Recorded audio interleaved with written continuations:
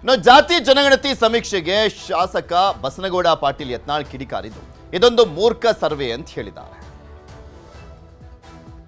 ಅಲ್ರಿ ಅಂತ ಮೂರ್ಖ ಸರ್ವೆ. ಲಿಂಗಾಯತ ಕ್ರಿಶ್ಚಿಯನ್ ಅತ್ತ, ಕುರುಬ ಕ್ರಿಶ್ಚಿಯನ್ ಅತ್ತ, ಅಲ್ಲಿದೊಂದು ಒಕ್ಕಲಿಗೆ ಕ್ರಿಶ್ಚಿಯನ್ ಅತ್ತ. ಇವ್ರನ್ನ ಅದು ಎದರಲ್ಲಿ ಹೊಡಿಬೇಕು ಅವ್ರನ್ನ? ಹಂಗೆ ಯಾವ ಜಾತಿ ಅದಾವ ಅನ್ರಿ ಜಗತ್ನ? ಬ್ರಾಹ್ಮಣರು ಕ್ರಿಶ್ಚಿಯನ್ ಅತ್ತ, ಹೋಗಿ ಕಪಾಳಿ ಹೊಡಿಬೇಕು. ಅಯೋಗ್ಯ ನನ್ನ ಮಗ ಯಾವ ಮಾಡ್ಯಾನಲ್ಲ, ಆಯೋಗದವ ಲೋಫರ್ ನನ್ನ ಮಗ. ವ್ಯವಸ್ಥಿತವಾಗಿ ಹಿಂದೂ ಸಮಾಜ ನೀವು ಬರೀ ಲಿಂಗಾಯತ ಎಲ್ಲಕ್ಕೆ ಹೋಗ್ಬೇಡ್ರಿ. ಇವತ್ತು ಬ್ರಾಹ್ಮಣ ಸಮುದಾಯನೂ ಹೊಡಿಲಿಕ್ಕೆ ಇವತ್ತು ಎಷ್ಟು ಬ್ರಾಹ್ಮಣರೊಳಗೆ ಮಾಡಿಟ್ಟಾರ ಅಂದ್ರೆ ಎಲ್ಲ ಸಮುದಾಯಗಳು ಒಡೆದು ಛಿದ್ರ ಮಾಡಿ ಸಾವಿರ ಕೈಯಾಗ ಈ ದೇಶ ಕೊಡ್ಬೇಕು ಅಂತ ಸಿದ್ದರಾಮಯ್ಯನಂಥವ್ರು, ರಾಹುಲ್ ಗಾಂಧಿ ಅಂಥವ್ರು, ಸೋನಿಯಾ ಗಾಂಧಿ ಅಂತರೂ ಒಂದು ಚರ್ಚದ ಇದು ಆಗ್ಲಿಕ್ಕೆ ಅಡ್ಡಿ ಇದಾವೆ. ಮದರ್ ತೆರೆಸಾ ಇದ್ದಂಗೆ ಅಂಥವ್ರು ಕೂಡಿ ನಮ್ಮ ಧರ್ಮ ಹೊಡಿಲಕ್ಕೆ ಬಂದರೆ ನಾ ಎಚ್ಚರಿಕೆ ಕೊಡ್ತೀನಿ ಸಿದ್ದರಾಮಯ್ಯನವ್ರಿಗೆ, ಇದನ್ನು ತಕ್ಷಣ ಈ ಜನಗಣತಿ ಬಿಡಬೇಕು. ಫುಲ್ 400 ಕೋಟಿ ರೂಪಾಯಿ ಹಾಳು ಮಾಡ್ಯಾರ ಕರ್ನಾಟಕದ. ನೀವು ಏನಾದರೂ ನೋಡ್ರಿ, ಕುರುಬರು ಕ್ರಿಶ್ಚಿಯನ್ರು ಅದಾರೆ, ತನ್ನ ಜಾತಿನೇ ಖಬರಿಲ್ಲ. ಇಂಥ ಅಯೋಗ್ಯತನ ಇಟ್ಕೊಂಡು ನಿನ್ನೆ ಎಂ ಬಿ ಪಾಟೀಲ್ರು ಭಾಳ ಜಗಳ ಆಡಾರ್ತ ಸುದ್ದಿ ಬತ್ತು ನನಗೆ.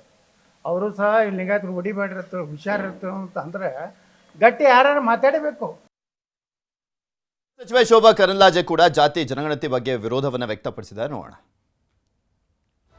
ಕರ್ನಾಟಕ ರಾಜ್ಯದಲ್ಲಿ ಸಿದ್ದರಾಮಯ್ಯ ಅವರು ಯಾವ್ಯಾವಾಗ ಫೈಲರ್ ಆಗ್ತಾರೆ ಆ ಎಲ್ಲ ಸಂದರ್ಭದಲ್ಲಿ ಅವರಿಗಿರುವಂತ ಅಸ್ತ್ರ ಜಾತಿ.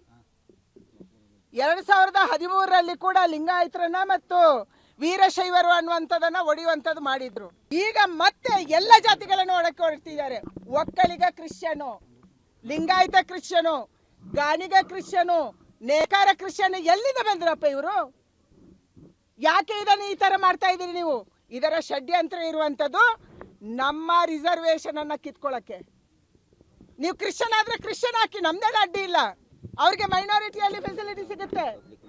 ಆದ್ರೆ ಇವತ್ತು ಒಕ್ಕಲಿಗ ಕ್ರಿಶ್ಚಿಯನು, ಲಿಂಗಾಯತ ಕ್ರಿಶ್ಚಿಯನು, ವೀರಶೈವ ಕ್ರಿಶ್ಚಿಯನು, ಗಾಣಿಗ ಕ್ರಿಶ್ಚಿಯನು, ನೇಕಾರ ಕ್ರಿಶ್ಚಿಯನ್ ಅಂತ ಹಾಕಿ ಯಾವ ಪರಿಶಿಷ್ಟ ಜಾತಿ ಕ್ರಿಶ್ಚಿಯನು, ಈ ರೀತಿಯ ಪರಿಶಿಷ್ಟ ಜಾತಿ ಪರಿಶಿಷ್ಟ ವರ್ಗದಿಂದ ಯಾವ ರಿಸರ್ವೇಶನ್ ಇದೆ ಆ ರಿಸರ್ವೇಶನ್ ಅನ್ನ ಅಲ್ಲಿ ಕನ್ವರ್ಷನ್ ಆದವರಿಗೆ ಕಿತ್ಕೊಳ್ಳಕ್ಕೆ ವ್ಯವಸ್ಥಿತ ಷಡ್ಯಂತ್ರವನ್ನ ಸಿದ್ದರಾಮಯ್ಯನವರ ಸರ್ಕಾರ ಮಾಡ್ತಾ ಇದೆ.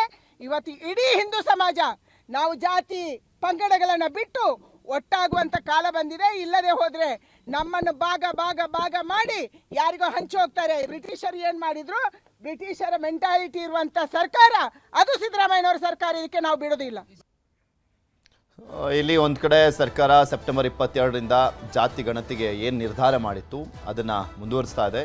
ಸಾಕಷ್ಟು ಒತ್ತಡ ಬಂದಂಥ ಸಂದರ್ಭದಲ್ಲೂ ಕೂಡ ಮುಖ್ಯಮಂತ್ರಿಗಳು 22ರಿಂದಲೇ ಆಗಬೇಕು, ಆದರೆ ಗೊಂದಲಗಳನ್ನು ನಿವಾರಿಸಿಬಿಟ್ಟು ಸಮೀಕ್ಷೆಯನ್ನು ಮಾಡಿ ಅಂತ ಸೂಚನೆ ಕೊಟ್ಟಿದ್ದಾರೆ. ಇವತ್ತೆಲ್ಲ ಒಂದು ಕಡೆ ಬಹಳ ಸಂತೋಷ ಆಗುತ್ತೆ. ಬಲವಾಗಿ ತಮ್ಮ ಅಭಿಪ್ರಾಯಗಳನ್ನು ಹೇಳ್ತಾ ಇದ್ದಾರೆ. ಬಲವಾಗಿ ನಾನು ಒಬ್ಬ ಚುನಾಯಿತ ಪ್ರತಿನಿಧಿಯಾಗಿ ಸಂತೋಷ ಪಡ್ತೀನಿ. ನಾವು ಸಹ ಯಾವತ್ತೂ ಅಸಹಾಯಕರಾಗಿ ಯಾವತ್ತೂ ಕೆಲಸವನ್ನು ಮಾಡೋದೂ ಇಲ್ಲ. ಹಾಗಾಗಿ ಈ ದಾರಿಯಲ್ಲಿ ಒಂದು ಸರ್ಕಾರದಲ್ಲಿ, ಒಂದು ಸಚಿವ ಸಂಪುಟದಲ್ಲಿ ಈ ರೀತಿ ತಮ್ಮ ಅಭಿಪ್ರಾಯಗಳನ್ನು ವ್ಯಕ್ತಪಡಿಸುವಂಥ ಕೆಲಸವನ್ನು ಮಾಡ್ತಿದ್ದಾರೋ ನಿಜಕ್ಕೂ ಸ್ವಾಗತಾರ್ಹ, ನಿಜಕ್ಕೂ ಸತ್ಯ ಆಗಿದ್ದರೆ ಸ್ವಾಗತಕರ.